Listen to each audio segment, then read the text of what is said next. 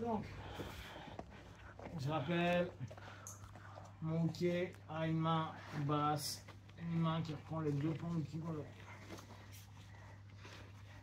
Je vous rappelle, un principe de base, si le hookey dépasse votre ligne de hanche, on peut bizarrement revenir sur ce qu'on connaît, parce qu'il contrôle que dalle.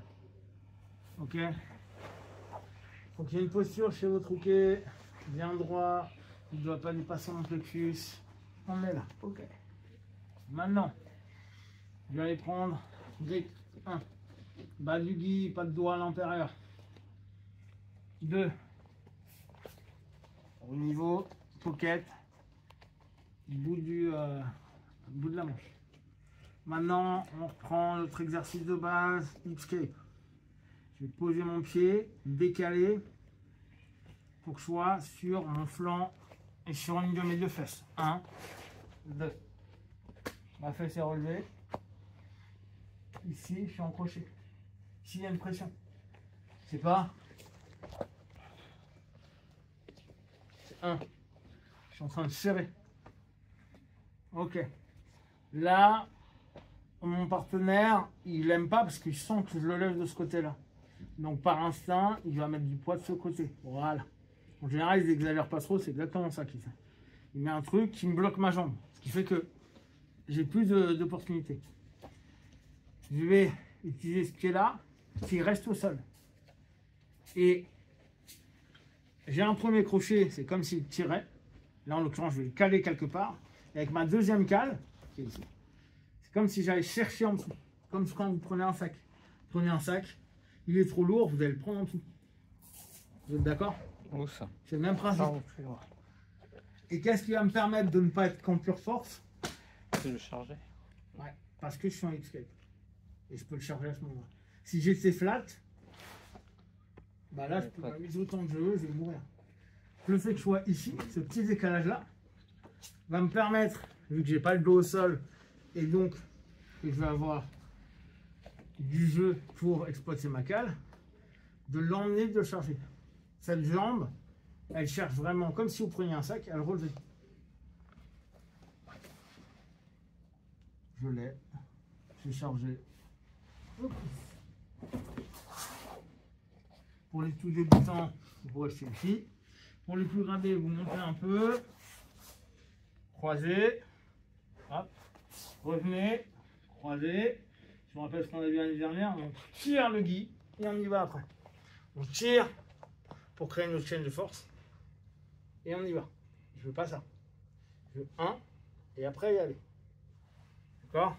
Hitch. Je tire. Ni, je tire. Et là, regardez, ça devient un point dur. Donc, une cale. Et après, j'ai le tremble. Ok?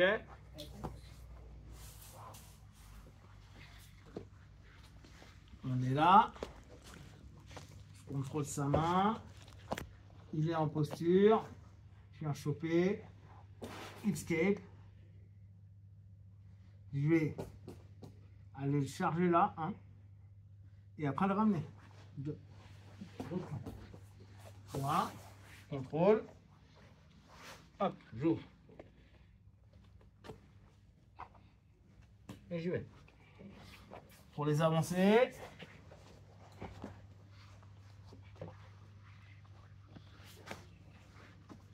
On y va. Mais mon riz de mauvaise humeur, il m'empêche de... Bon là, il ne serait pas de mauvaise humeur en l'occurrence. Voilà. Là, il me bloque trop.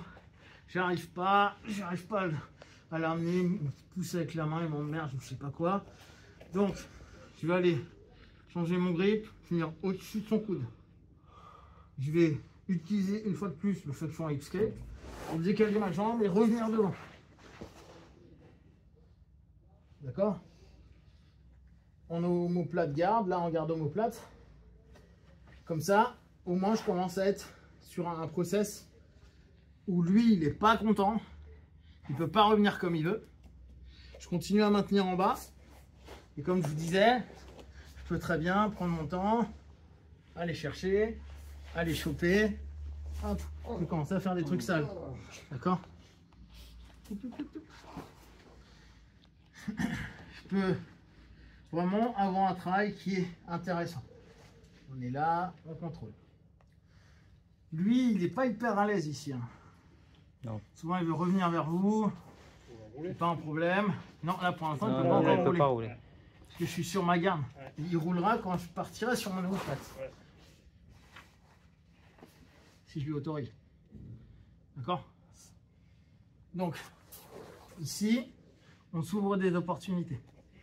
Des possibilités X et Y, ok? Pour l'instant, vous restez juste là. Si vous avez envie d'aller jusqu'à l'omoplate, vous faites. Mais ce qui m'intéresse, c'est que vous captiez bien cette garde omoplate. Ok? Ok? Ouch. Allez, Jim.